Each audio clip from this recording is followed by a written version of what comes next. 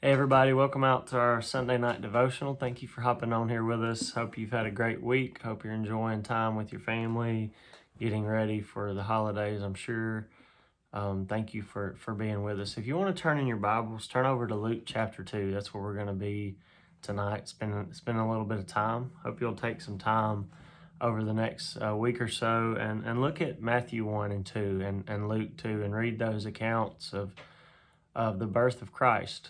You know, I think it's fitting and such a good time for us all to be doing that. I am thankful that so many people, people who don't spend much time in a church building even, are thinking about the birth of our Savior. And I hope we'll take advantage of that time. And I want to share with you this passage and read this and also share a story of just something that really cool that happened this week and just want to kind of brag on the church and kind of leave it there. But I am thankful that you're joining us. I hope you'll think about this. I do hope you'll sit down with your family. You can sit down and just read Luke 2, really. Matthew 1 and 2 do the same thing. I'm thankful so much for Jesus, and I know you are too. I'm thankful that we can read a verse like Matthew 1:23, and it tells of it tells the story of how as the angels are as Jesus is given his name to Mary, as they're being told what to call him. Say his name will be Emmanuel, which means God is with us, and I am so thankful for that. I know that you are too.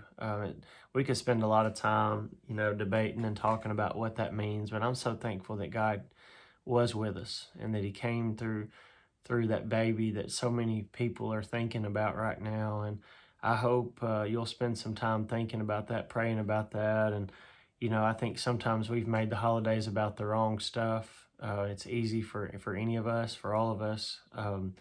We think about a tree and we think about presents and we think about different songs maybe, but really it's about Jesus. And I hope for you that's what it is. And that's my prayer for all of us as we kind of think about this tonight. I entitled my lesson, let's see, the last will be first. And that's really Jesus. And especially in this story here in Luke 2 and all the accounts as we think about not just his birth, but his life and his death and the kingdom that he was building. So many different things, like it was kind of upside down. It was backwards. And he's talked about it, he proved it, he lived it, and it's really neat to see just the lowliness and humbleness of our Savior, the fact that God came to earth and he could have chosen anyway. Let's start reading here in Luke 2, and then I want to tell a story. Hopefully won't cry the whole time. We'll see.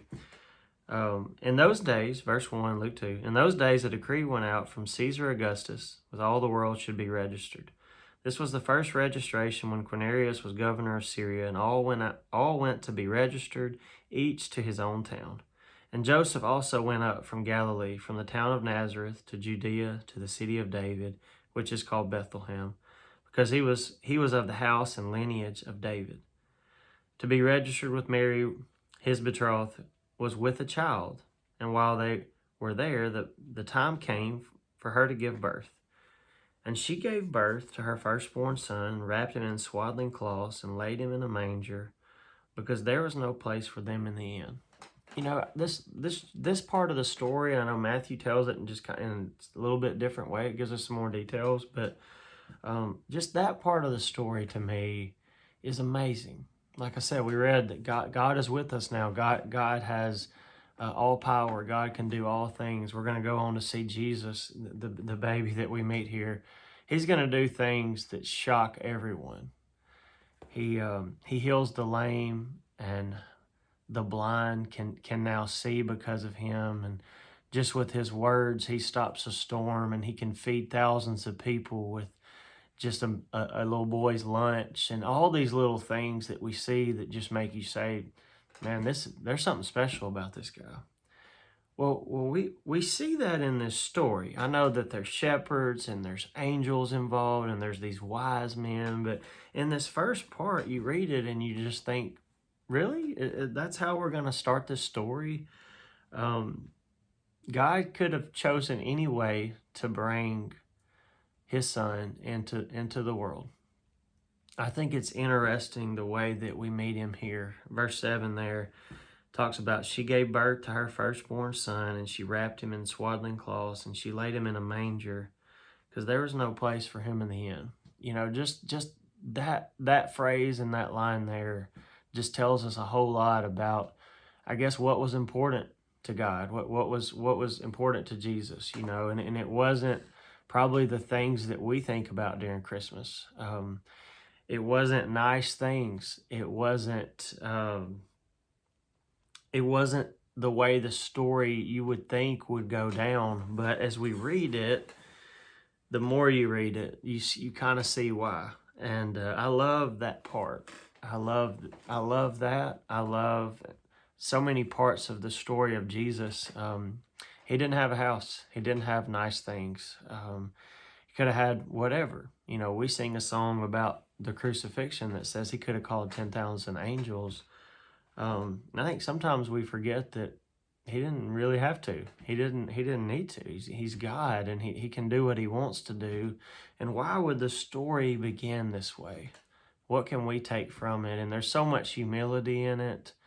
There's so many folks, as you think about, as the story goes, he starts talking about Nazareth pretty soon. And Jesus is even born in a town where one of his disciples is going to say, can anything good come from Nazareth?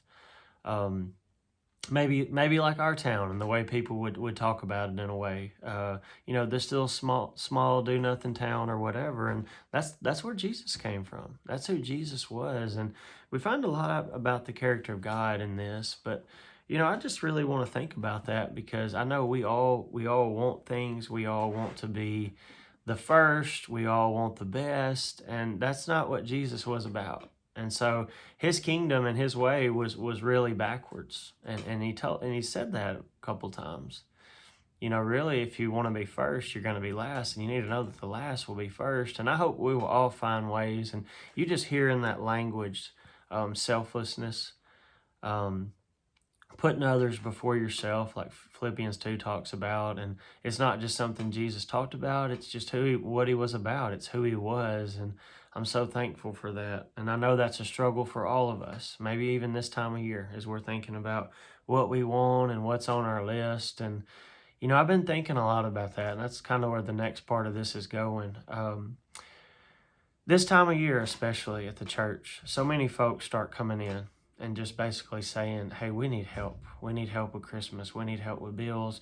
We need help with this. And it's so hard to know what to do and how much to do and if you can do it and all of those things. And I'm thankful that we help so many people, whether it's House of Hope or whatever we're doing. I'm just thankful that we're a church that cares about people. I'm going to cry thinking about that because so many people, they when they think about us, they think about really what we're talking about here, about selflessness. And I want to tell you a story about a guy named William that came here a few weeks ago. And I can't really talk about this, which is going to be Sunday night, but hopefully you've met him. He's planning to come to church with us Sunday morning. I'm filming this on Friday morning, but William came, and William is an older gentleman. William is in a place in his life where he doesn't know where to turn. In some ways, he's a prodigal, but he's showed up. He's had a stroke. He's got a lot going on. It appears that, you know, he's away from his family, and really he's just kind of like verse 7 right there. Literally, he's living in his truck, and he needed help. And I want to just tell you, the church has helped him. We met him. We knew that he had a lot going on, and we didn't know how to help him in every way, but we did what we could. And it sounds a lot like verse 7 of Luke 2. We took him to this hotel here locally, and he's been staying there. And he's got a lot going on, and we don't know what that looks like. We befriended him. Debbie sent out, I think she started calling people, and just like that, there was about 30 folks that said, hey, I'll pay for a meal for him. So this guy shows up. He doesn't know us. We've helped him. We're trying to help him find a place. We've been all over town working on those things. But in the midst of all of that, we've all kind of buddied up with William. We like him. And we found out some things about him. And you know what some folks may have looked at and be like, man, I don't know if you need to help him. It's going to take this or it's going to take that or whatever. Nobody really asked those questions. They just looked at a man that needed help, and we just helped him all the way. And it was a team deal. Everyone's done it. The church has done it. So many people. But I want to tell you really what I'm getting at here is this Wednesday he was baptized into Christ. Same way I was. And I talked to him, and he saw something different up here, you know, in a place, maybe in a world that's forgotten him.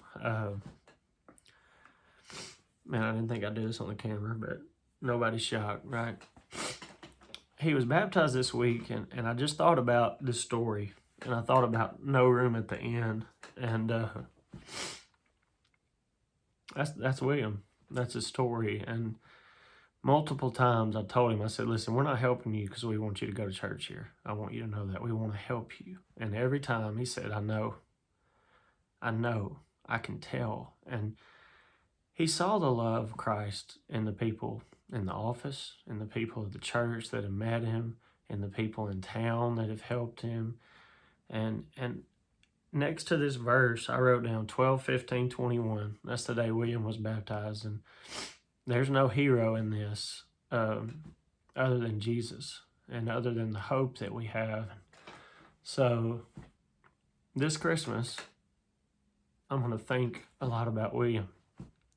And even crying in this video, I can't help be emotional about it because I don't know what he knows about the Bible. I doubt he knows the stories that my daughter knows even. But I know this. He showed up to a church. I feel like God led him here. And he knew he needed help. And then after a few conversations, you could tell he's been praying. And he knew he needed God. And I know he may not know everything, but he knows that this week that he's now a Christian and that he is part of our family. He's our newest family member, and I hope you've met him this morning. That's the plan for him to be at church, but he's still in a hotel. He's still at the inn. But I can tell you that, while in a worldly sense, materialistically, he may be out of money, but I told him, I said, William, your bank account is full. And in the same way, for all of us, it's not in what we do.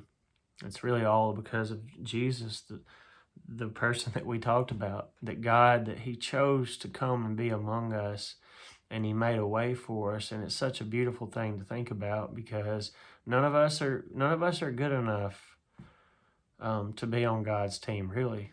I've messed up, and you messed up, and William's messed up. And what's so cool and what was so neat this week is I was telling him a story about the prodigal. I don't know that he's ever heard it, but I told him that story, and he said, this is fascinating.